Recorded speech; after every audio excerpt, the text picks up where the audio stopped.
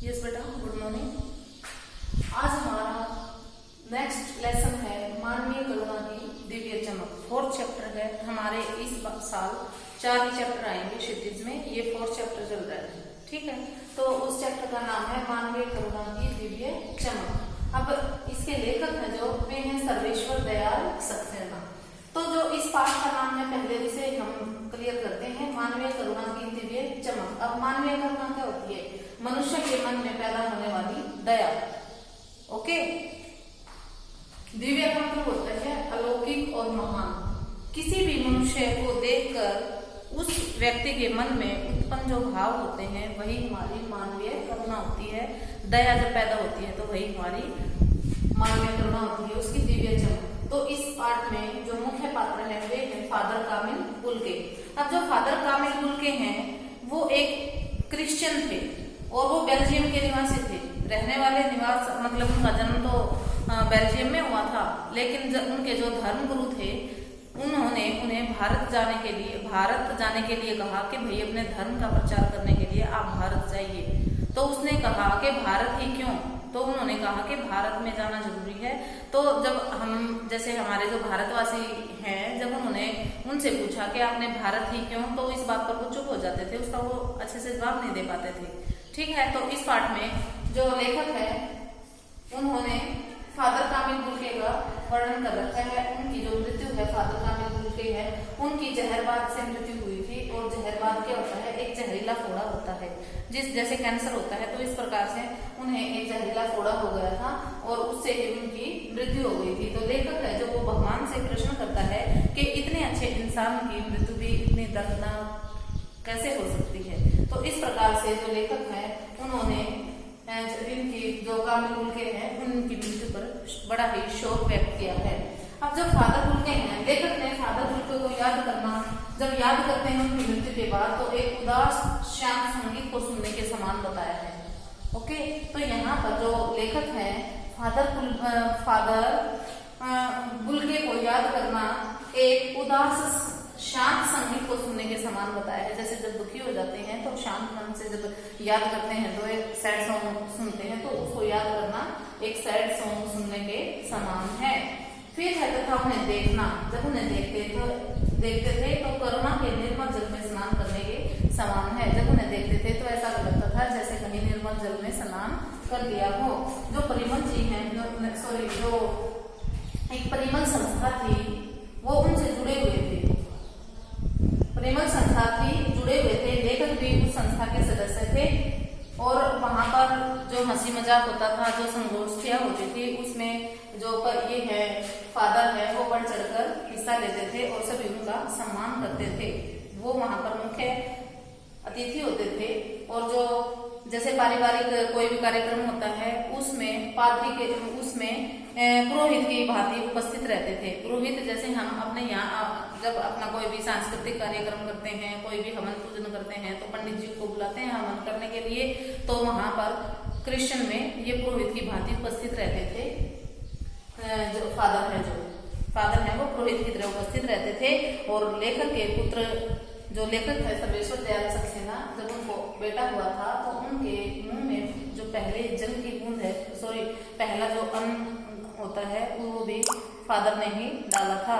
उनका वात्सल्य देवदारू सा ऊंचा था। जैसे देवदार के वृक्ष होते हैं ऊंचा है, तो उनका जो वात्सल्य है, उनकी प्रसिद्धि है वो भी इतने दूर दूर तक फैली हुई थी फादर की कि उन्हें देवदार के वृक्ष की भांति उनका वर्णन किया गया है। फिर नेक्स्ट आता है इसमें वे बेल्जियम के निवासी थे। उनके जो माता पिता हैं 2 भाई थे, 1 बहन थी। बाकी सबसे किसी से इतना लगाव नहीं था। जो फादर हैं उनका लगाव अपनी माँ से ज्यादा था। माँ के जो पत्र आते थे वो यहाँ डॉक्टर रघुवंश को दिखाते थे। डॉक्टर रघुवंश का भी इसमें वर्णन है। और उनके बेटे ने ही और डॉक्टर रघुवंश ने और उनके बेटे ने उनको दफनाया था। उसमें अहम भूमिका थी उनके अंतिम संस्कार में। तो डॉक्टर रघुवंशी है जो ज्यादा उनके फैमिलियर हो गए थे, पारिवारिक सदस्य की भांति रहते थे। तो उन्होंने उनसे अपनी माँ की चिट्ठियां दिखाते थे और अपनी माँ से गहरा लगाव था। और वे फिर है सन्यासी बनने पर यदि प्रश्न पूछते हैं तो वो कहते हैं कि प्रभु की इच्छा थी कि मैं सन्यासी बनूं। वो सन्यासी साधु की तरह रहते थे, देखने में साधु की तरह रहते थे, लेकिन वो संबंध साधु की तरह नहीं रखते थे। जो साधु होते हैं उनका किसी से लगाव नहीं होता है, लेकिन जो फादर हैं उनका सभी से लगाव था और सभी के मन के प्रति उनके मन में स्नेह की भावना रहती थी, दया रहती थी, करुणा रहती थी। और जो है वो चोगा पहनते थे। चोगा मतलब होता है लंबा कुर्ता होता है, नीचे पैरों तक होता है, सफेद वस्त्र पहनते थे, सफेद दाढ़ी थी, नीली आंखें थी। ये उनके सौंदर्य का वर्णन है कि भाई वैसे गोरे थे, दाढ़ी सफेद थी, नीली आंखें थी, मतलब जैसे क्रिश्चियंस के भगवान जो होते हैं यीशु ईसा मसीह, उनकी भांति वो रहते थे।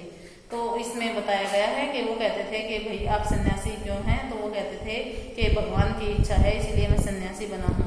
वे इंजीनियरिंग के अंतिम वर्ष की पढ़ाई कर रहे थे जब उन्होंने अपना ये रूप धारण किया था, और फिर इस प्रकार से उन्होंने अपनी पढ़ाई छोड़कर धर्मगुरु के कहने पर वे भारत चले आए थे।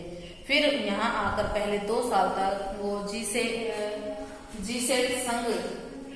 जीसेट संघ में फिर वहां पर जीसेट संघ में पादरियों के धर्माचार की पढ़ाई की। पादरियों के धर्माचार मतलब वहां धर्म के प्रचार करने के लिए उसने जो फादर है जीसेट संघ में पढ़ाई की।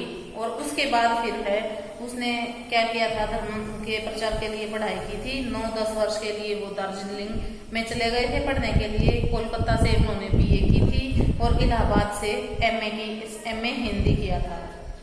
फिर इस प्रकार से उन्होंने जो है सेंट जेवियर्स कॉलेज में हिंदी और संस्कृत के अध्यक्ष के रूप में वहां पर वे नियुक्त किए गए। ओके, सेंट जेवियर्स कोलकाता में है ये कॉलेज, हिंदी और संस्कृत के अध्यक्ष के रूप में वहां पर नियुक्त किए गए। फिर इसके बाद आता है, फिर उन्होंने बाइबल का अनुवाद भी किया, मतलब हिंदी में अनुवाद कर दिया। हिंदी को ज्यादा मानते थे, यदि कोई हिंदी का अपमान करता था तो वो उसकी उपेक्षा करते थे। हिंदी की उपेक्षा करने वाले से वो झुंझलाते थे, मतलब उनसे दूर रहते थे, वो अच्छे नहीं, उन्हें पसंद नहीं करते थे। बाइबल का अनुवाद किया था और 73 वर्ष की आयु में उनका निधन हो गया था। फिर उसके बाद आता है अपनत्व भरा व्यक्तित्व। जो फादर बुल्के हैं वो सबसे अपनापन रखते थे, सभी से अपने जैसा व्यवहार करते थे। और फिर है दिल्ली आने पर, जब कभी भी दिल्ली आते थे तो वो लेखक से जरूर मिलकर जाते थे और फिर हिंदी को राष्ट्रभाषा बनाने के लिए हमेशा तत्पर रहते थे। हिंदी पर ज्यादा फोकस रखते थे क्योंकि उन्होंने एमए हिंदी कर रखा था, हिंदी में उन्हें ज्यादा नॉलेज थी और संस्कृत के वहां पर अध्यक्ष भी रहे थे। जब वे मंच पर जाते थे तो ऐसे भाषण देते थे कि कोई भी मतलब ऐसे उनके विचारों को सुनकर दंग रह जाता था। अकाट्य भाषण देते थे। अकाट्य मतलब जिसे काटा न जा सके, जिसका कोई मतलब विरोध न कर सके, ऐसे भाषण देते थे और हिंदी की उपेक्षा करने वालों से वो दूर रहते थे। फिर आता है इसमें कि ऐसे सांत्वना देते थे। फादर बुल्के है हर दुख में हर व्यक्ति के साथ खड़े रहते थे। जब लेखक के बेटे की और लेखक की पत्नी की मृत्यु हुई थी तो जब उन्होंने उन्हें सांत्वना दी थी तो मन में शांति भर दी थी, ऐसे कि भाई गहरी शांति प्रदान करने वाला ऐसा सांत्वना शब्द कहते थे। और लेखक को अपनी पत्नी और पुत्र की मृत्यु भी याद है कि जब उन्हें सांत्वना दी थी फादर बुल्के ने, तो उन्हें सांत्वना देने के बाद उनका मन है जो वो फिर दुख से ऊपर उठ गया था। फिर फादर की मृत्यु और अंतिम संस्कार है। फिर उसमें आता है उन्हें जो फादर है निकलसन कब्रगर है, ये दिल्ली में है कश्मीरी गेट पर, वहां पर उनका अंतिम संस्कार किया गया था।